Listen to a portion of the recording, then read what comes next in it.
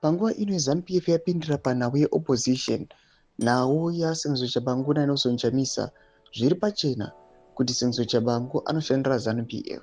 Zviri pachena kuti Singizwe Chabangu anoita mainterests eZANU-PF. Inotonyatsoonekwa kunzi iopposition iri kuoperata under ZANU-PF, ingatonzi opposition for ZANU-PF.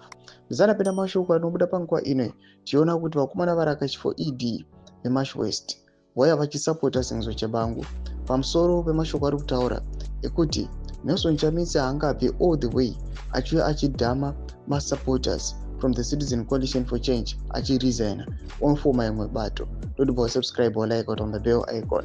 Panguva ino vanobuda chiposta Chamisa pamwechete naChabangu Murukona omuda anyora achiti those attacking Senator Singizwe Chabangu for suing Nelson Chamisa over the formation of another party simply don't understand how the law works. You cannot wake up, abandon a party you vowed to lead, and casually form a new one. Members have rights, and the law fully empowers them to seek redress. Ndo mashoko anobuda nyoko panguva ino atiri kuona kuti aiwa vaRakachi kubuda achipindira panhau yaSingizwe Chabangu naNelson Chamisa achiti aiwa Nelson Chamisa zvakaita zvisirizvo. Panguva ino zvinozozikanwa kunzi Nelson Chamisa lost control yebato nokuda kwavakomana ava vana Chabangu, ende panguva ino Chamisa akuda kunotanga zvake. Takuona vakudzoka zvekare vakumupula back.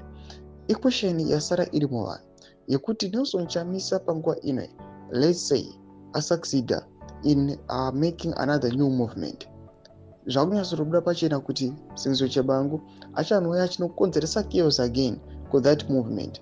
Do you think Nelson Chamisa achiri ne way out kana Singizwe Chabangu achingoripo chete?